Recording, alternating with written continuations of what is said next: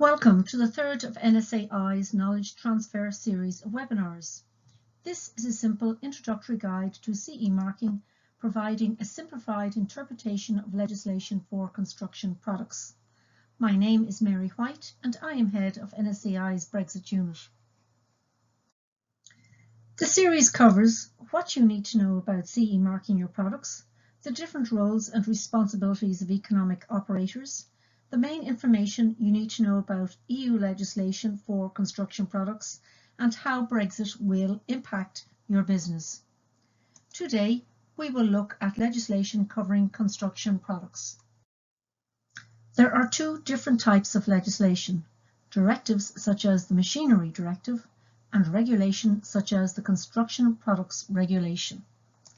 Regulations are EU legal acts that come into force automatically on a particular date, either a date set in the regulation or the date that is published in the official journal of the EU. They don't need to be transposed into national law by any member state. They are binding in their entirety on all member states. There are no derogations. A directive is a legal act of the European Union which requires member states to achieve a particular result without dictating the means of achieving that result.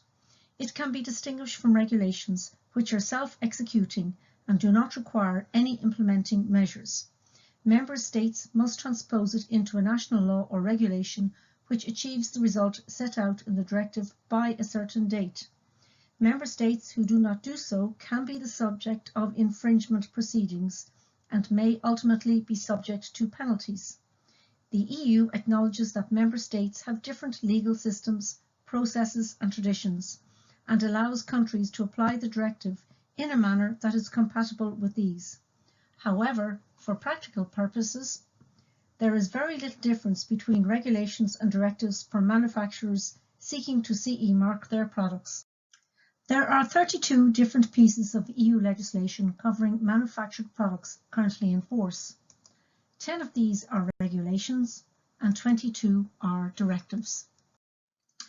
There are two regulations that you should be aware of: Construction Products Regulation and Regulation 425 for personal protective equipment when working in a hazardous area. There are 5 directives: Machinery Directive, Safety of Lifts, and 3 relating to pressure: pressure equipment, transportable pressure equipment, and simple pressure vessels. To summarise, there are 7 EU pieces of legislation that all require CE marking in this sector. Here is a brief summary of the 6 steps to CE marking products, which we covered in the first presentation of this series. And here is a brief roadmap of how the system works. The EU drafts the directive or regulation which sets out the basic requirements which must be met to place the product on the EU market. Then, number 2, you show that your product meets the requirements of the regulation by showing that it meets the standards associated with the regulation. Step number 3, for some products you are required to use an independent notified body to assess conformity of your products. Then finally, you make the declaration of conformity, that the product meets the requirements of the regulation, and then the CE mark can be applied to the product. In terms of market surveillance, you must check that products placed on the market meet the requirements of the regulation. The Construction Products Regulation, CPR, lays down conditions for the marketing of construction products. It aims to ensure reliable information on construction products in relation to their performance. It puts in place a system which provides for harmonised technical specification for construction products across all member states. A harmonised system defining how to assess products, known as Assessment and Verification of Constancy of Performance, AVCP. This underpins the reliability and accuracy of the Declaration of Performance, DOP. Notified bodies carry out independent third-party assessment of performance of construction products and mandatory CE marking of construction products covered by a harmonised European standard. The manufacturer makes a declaration of performance which gives the information about the product's performance in relation to the essential characteristics as defined in the applicable harmonised technical specification. This is different to other products where the manufacturer makes a declaration that the product conforms to the essential characteristics set out in the regulation. The CPR provides a voluntary route to CE marking for new or innovative products where no harmonised standard exists. For a product which is not covered by a harmonised standard, is the manufacturer obliged to request a European Technical Assessment, ETA, in order to sell the product to the EU?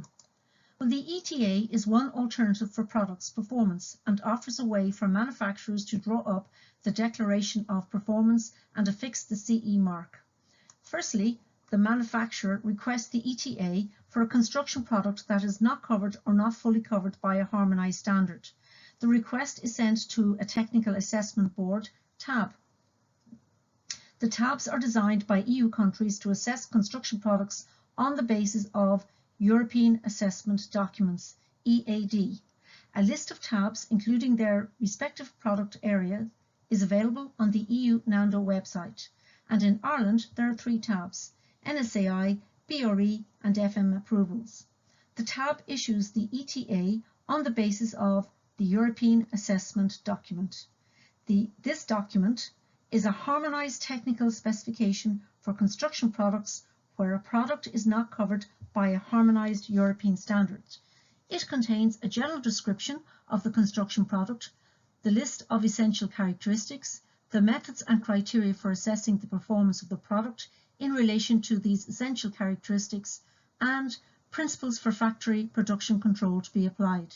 CE marking by this route indicates that a construction product is in conformity with its declared performance and that a European technical assessment has been issued for it. Now, another alternative is that the product can continue to be placed on the market as before if there is no harmonised standard for the product and the manufacturer does not want to go down the ETA route. He can also sell the product without a declaration of performance and CE marking. But it is worth noting that in reality, it is our experience that there is a demand from key personnel, such as architects, to produce a DOP. In this case, they can still create a DOP for the product, but they must ensure that no mention is given to any EN standard or notified body. Personal protective equipment, PPE, is any device or appliance that is worn or held by an individual for the protection against one or more health and safety hazards. These would include face masks, gloves, goggles, and overalls. However, specialist PPE used in a medical or surgical setting, such as surgical masks, gloves, surgical drapes and gowns, are subject to different regulations covering medical devices. The EU Commission has responded to help increase supplies of both medical and industrial types of PPE, and Commission Recommendation 2020/403 outlines what actions can be taken to increase supplies, particularly from manufacturers in third countries who do not normally CE mark their product. In line with other EU standards bodies, NSAI is giving access free of charge to key standards covering PPE to support manufacturers producing PPE for the first time. We've also produced a guide to manufacturing and importing personal protective equipment and medical devices. The guide and the standards can be found on the NSAI website along with other COVID-19 resources. Here is a quick summary of the notifying authorities, accreditation bodies, notified bodies located in Ireland and market surveillance authorities for the directives and regulations referenced in this presentation. The Department of Housing, Planning and Local Government is the notifying authority for the Construction Products Regulation, CPR. INAB, the Irish National Accreditation Board, accredits notified bodies, technical assessment bodies and test laboratories for CPR. There are 647 construction notified bodies, and NSAI is one of 7 which can be found in Ireland. Market surveillance of construction products is currently carried out by local authorities through the National Building Control Office. However, this is to change in the near future. The Department of Enterprise, Trade and Employment is the notifying authority for the PPE Directive. INAB is the accreditation authority. There are 111 EU notified bodies, 2 of which are in Ireland, SATRA and CCQS, and CCPC and the Health and Safety Authority carry out market surveillance on different classes of PPE. The Department of Enterprise, Trade and Employment is the notifying authority for the Pressure Equipment Directives, Pressure Vessels, Machinery and Lifts Directive. INAP is the accreditation authority for all of these directives. There are 170 TPED notified bodies and 2 in Ireland. There are 374 EU notified bodies for EU pressure equipment and 3 in Ireland. For simple pressure vessels, there are 78 notified bodies but none for Ireland. For the Machinery Directive, there are 181 notified bodies and 3 in Ireland. And for the Lifts Directive, there are 229 notified bodies but none in Ireland. Now, market surveillance for all pressure equipment directives is performed by the HSA and CCPC conducted for simple pressure vessels.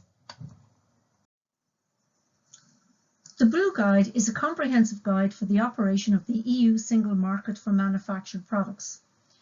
Regulation 765 established the legal basis for accreditation and market surveillance and consolidated the meaning of the CE marking, and Decision 768 updated, harmonised and consolidated the various technical instruments already used in existing Union harmonisation legislation.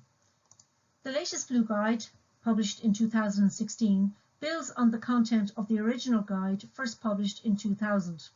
This new version of the guide includes new chapters on the obligations of economic operators and accreditation, and completely revised chapters on standardisation and market surveillance. It is available on the EU Commission website, and see the link below here. I hope I have simplified and demystified the EU legislation for construction products. If you require any additional information on EU product legislation, please contact the Brexit unit or myself, Mary White, at mary.white@nsai.ie. Thank you.